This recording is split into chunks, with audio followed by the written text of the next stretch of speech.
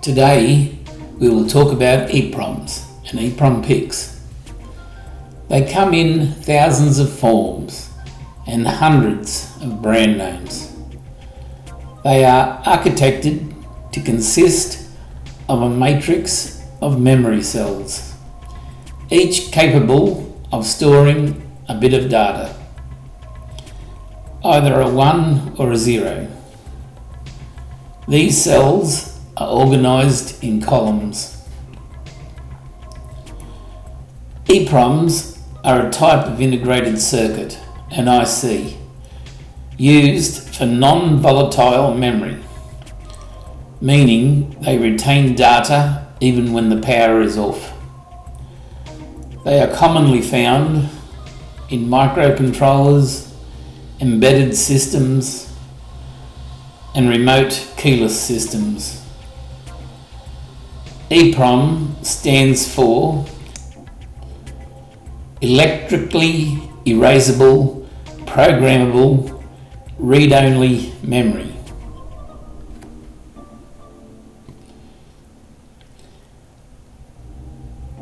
They are used to store calibration data, configuration settings, and program code that needs to be retained even when the device is powered off.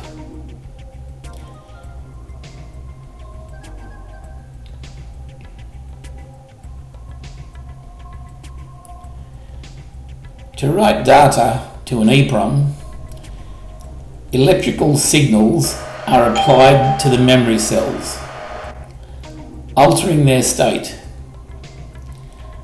This programming typically uses a higher than normal voltage, which changes the charge on a floating gate transistor inside the memory cell. The charge represents the binary data. It'll be either a 0 or a 1.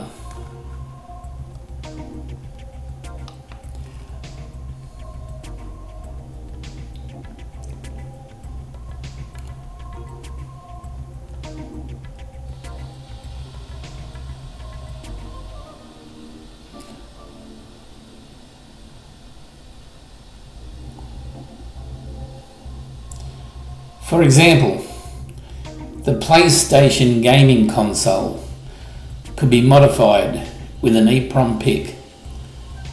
The microchip PIC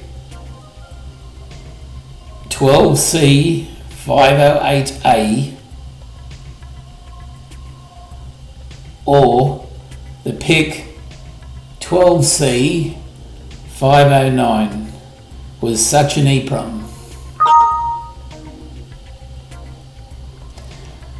The Advantech LabTool 48, which is pictured, is a universal EEPROM and chipset programmer.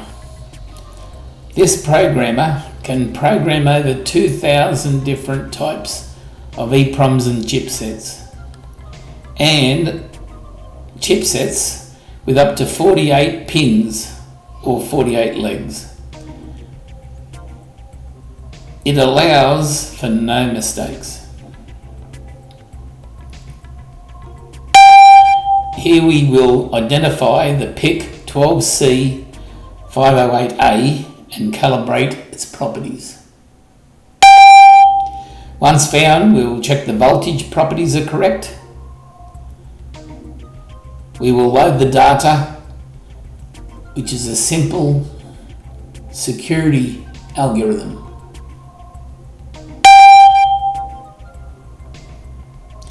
We will check if the mod chip is blank. We will check if the mod chip is serviceable. We will identify if the mod chip is faulty. We will program the mod chip with the positively included algorithm.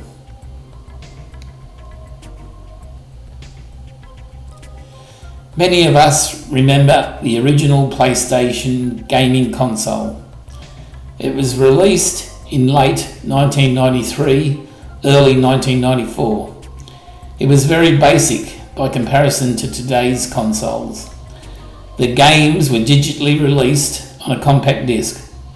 The disc was placed in the console and the game began.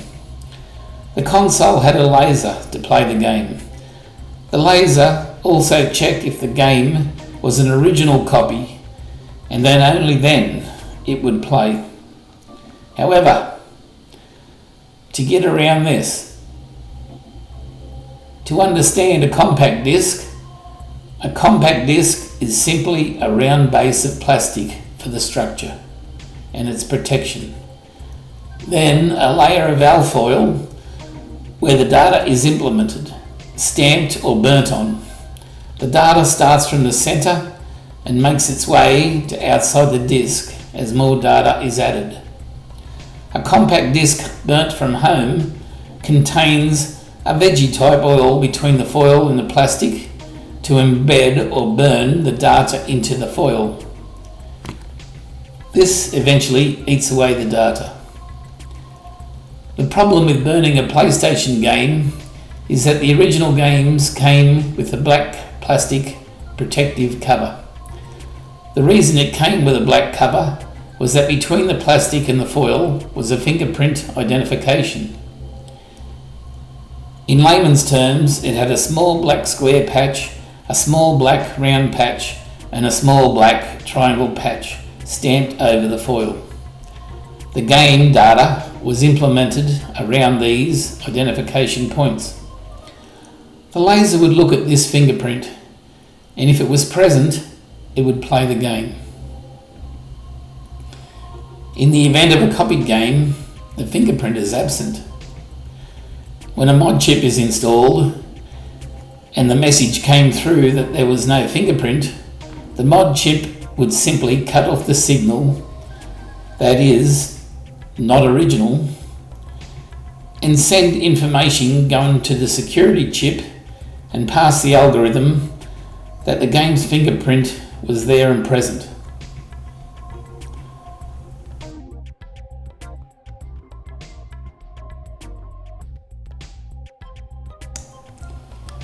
The Australian copyright law came out in 1968. It protected general media. Because the laws are behind progress, the Digital Amendment Law did not suffice until 2006, when the Copyright Amendment Act made it illegal in Australia to circumvent technical issues to restrict to their works. It followed on from the United States and their Digital Millennium Copyright Act, although by now the PlayStation was 12 years old.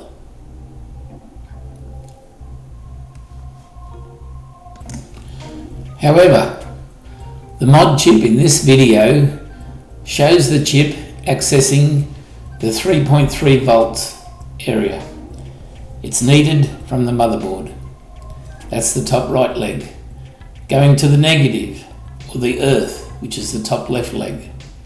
At the bottom, on the right hand side, legs, is where it stopped the data from getting to the security chip and implements its own data.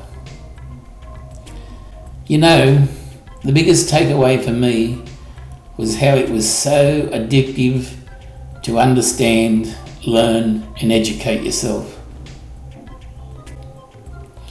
Although, when monetarized, this chip created greed for both suppliers and consumers. It's ironic how you could have the largest collection of games in a library, but at the end of the day, 99% of consumers only ever played maybe their favourite 3 games.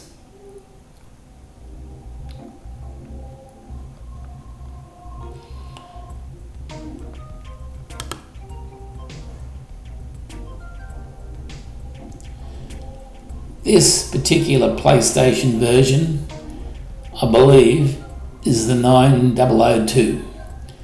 From memory, it is the 4th version of the PlayStation 1 family out of maybe 8.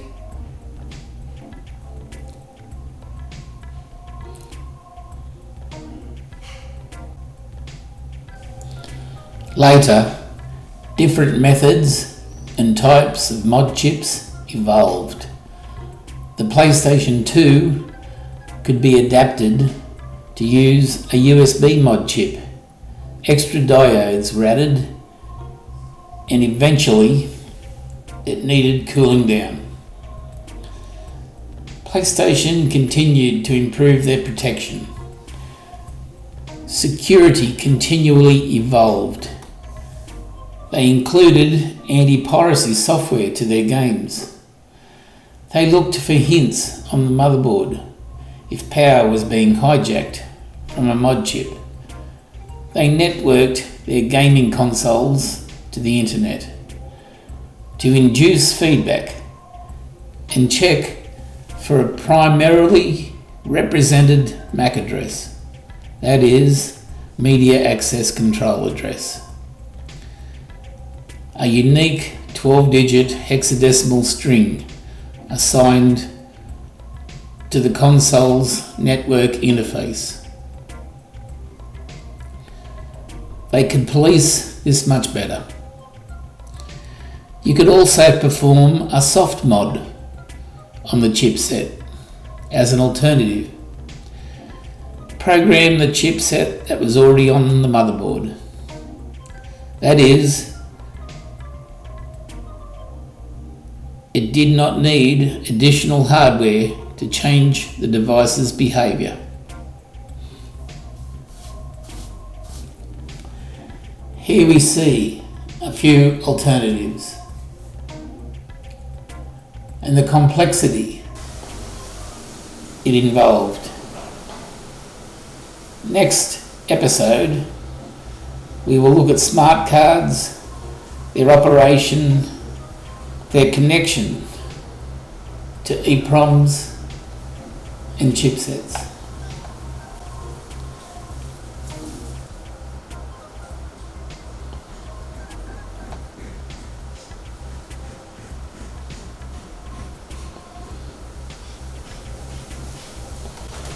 See ya in the next one.